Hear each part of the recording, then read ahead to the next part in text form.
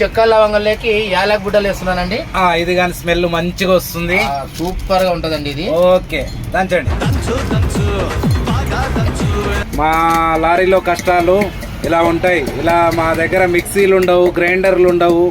ఇలా కష్టపడుకొని మేము నూరుకోవాలి. దడదడలాడిస్తున్నారు కైమా కలుపుతుంటేనే మంచి గుమగుమ స్మెల్ వస్తుందండి. గుమ్మలు అయితే ఇంటియాజ్ గారు, జావేద్ గారు మేము మటన్ కిచెన్ కలుపుకుంటూ చేసుకుంటూ మేము తిప్పలు పడుతుంటే ఒక దోసకాయ మరసంగా తీసుకొని తింటూనే ఉన్నాడు.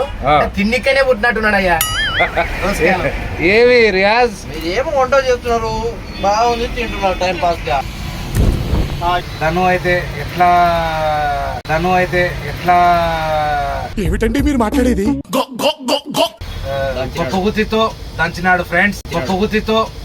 Friends. That I think what ఎంత కష్టంతో దంచినాడు.